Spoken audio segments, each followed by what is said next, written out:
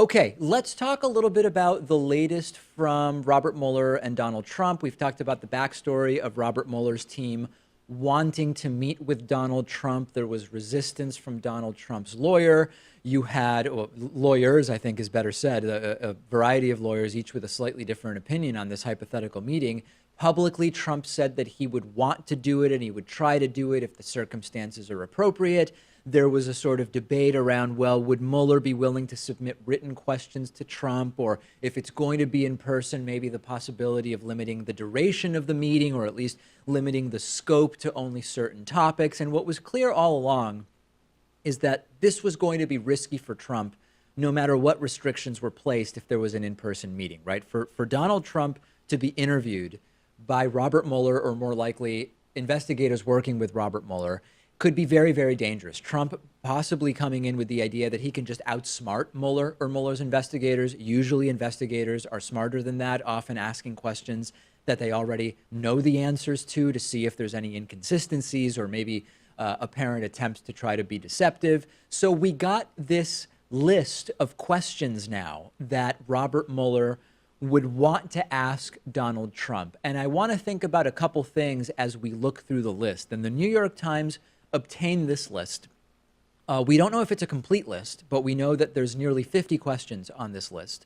We also don't know exactly what the source was, in the sense of, were these literally the questions as stated by Trump's investigators to Trump's lawyers, or were these notes taken by someone at the White House up to and including Donald Trump about the sort of general gist of the questions? And we'll get to that. Donald Trump, immediately upon the release of these questions by the New York Times, tweeting that he is not happy with it. He tweeted, "So disgraceful that the questions concerning the Russian witch hunt," all capitalized letters, because I guess that now is considered a proper noun, "were leaked to the media. No questions on collusion. Oh, I see. You have a made-up phony crime, collusion, that never existed, and an investigation begun with illegally leaked classified information." Nice. Now, even if you can't parse the grammar there, I think we can all sort of generally understand that Trump's not happy about the fact that these questions are public, or at least claiming not to be happy. So let's talk about that leaking of the questions. Trump says he's mad about it. New York Times says they got the questions from someone outside of Donald Trump's legal team, but they haven't said more about it. What appears to have happened is that Mueller's team passed along a list of questions to Trump's team, more than likely at the request of Trump's lawyers, saying, hey, we want to see some of these questions in advance. Someone at the White House leaked them. Now, if Trump is mad at anybody, he should be mad at his own people, right? Because the New York Times didn't steal these questions.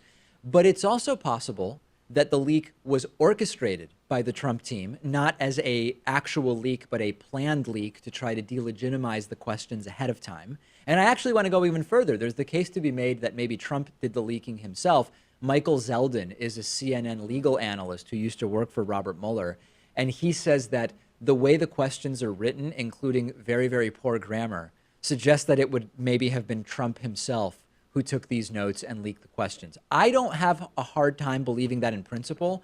I just have a hard time imagining Trump actually taking notes during a meeting. Like, we know he doesn't read anything, and my guess is he also writes very, very little. And I just don't see Trump being the guy taking the notes during the meeting. Will we ever know who leaked these? Maybe not.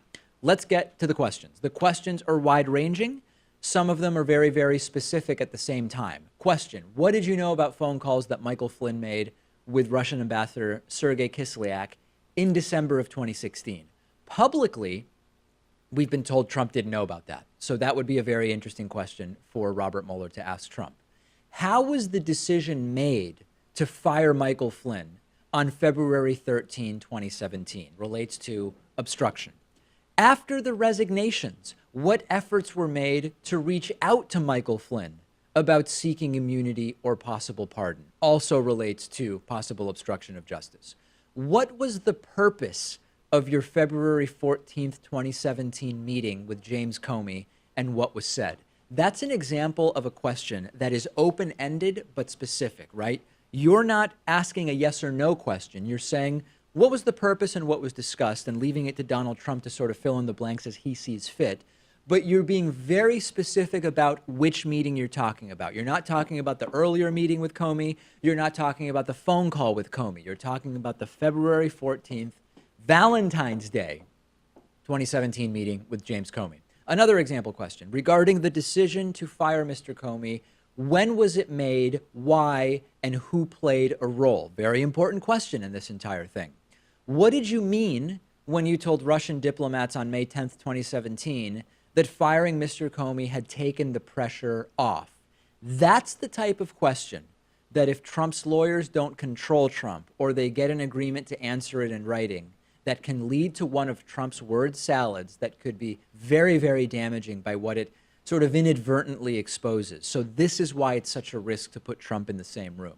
What was the purpose of your May 12th, 2017 tweet? This was the tweet where Donald Trump said, James Comey better hope that there are no tapes of our conversations. Very interesting topic in this as well.